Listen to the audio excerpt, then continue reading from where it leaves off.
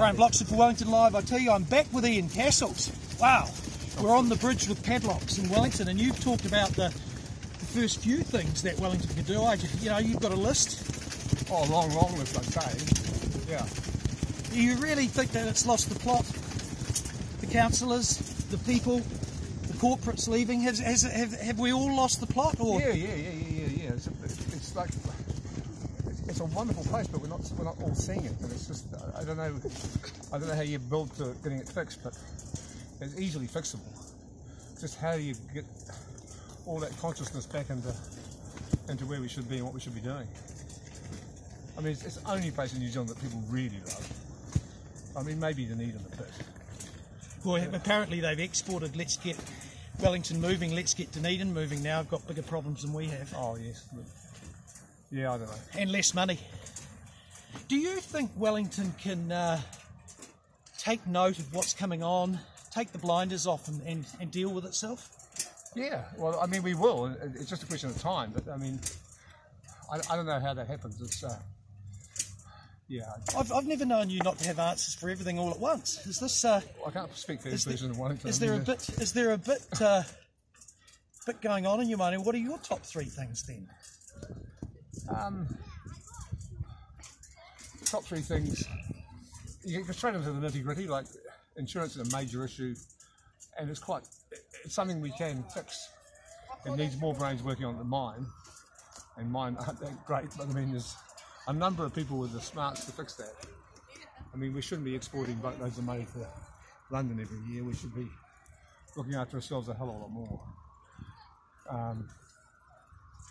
Is it true that there's no officers at council working on doing a deal for the city's insurance? Well, I'm sure they work on their own insurance, but their citizens are as important as they are, and it's all part of it. We're all in the same boat.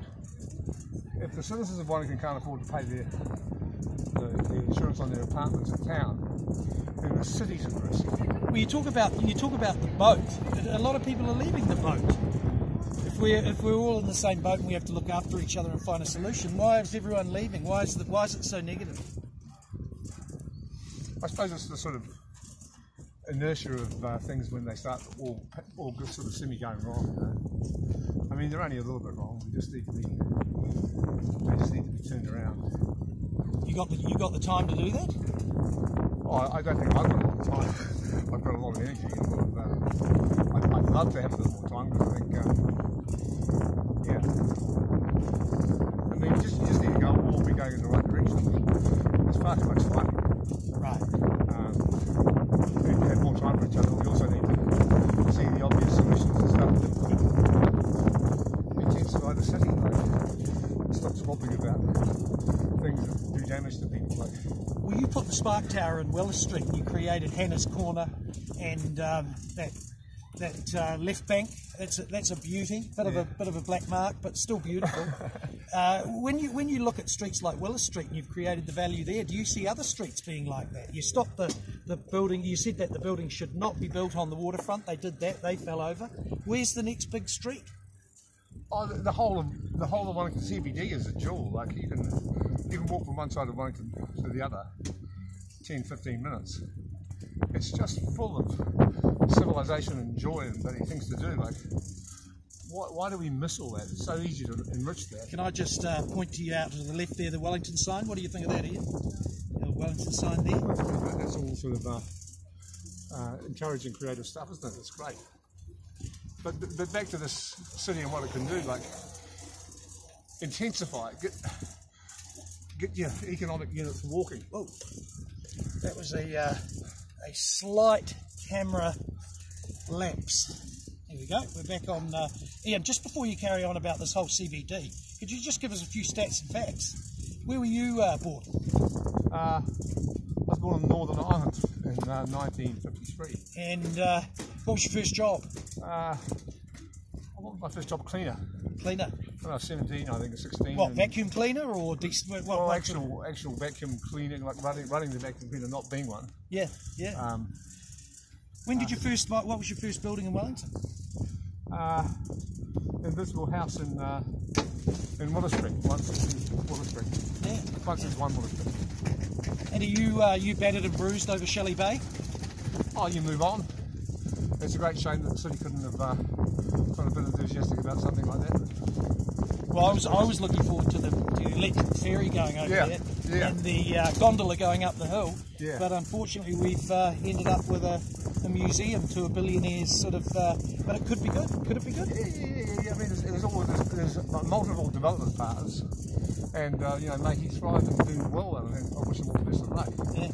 So okay, well, back to the CBD then. Well, think of people as economic.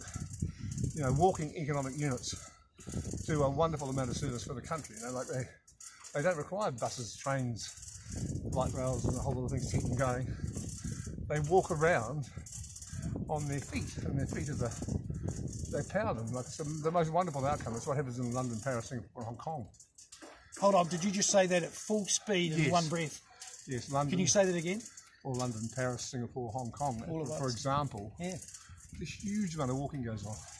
We're going to hit these bloody bollards. No. Do we know? Are we having that discussion about walking, or is it all about cycling? Well, cycling's great, but walking is the thing that most people do. In Wellington, not in Auckland, Christchurch, I don't think. I'm sure people walk, but you can walk all day, and then the idea that you've got to have war on cars as some sort of credo. All you do is you make the city so bloody wonderful that walking is obvious and cars don't occur to you. Cars just go out of your consciousness like they have with a lot of young people. I mean, is that because they can't afford them, or they don't need them? Can't be bothered learning how to drive them half the time. Ubers. I mean, we have a wonderful. We're moving towards that.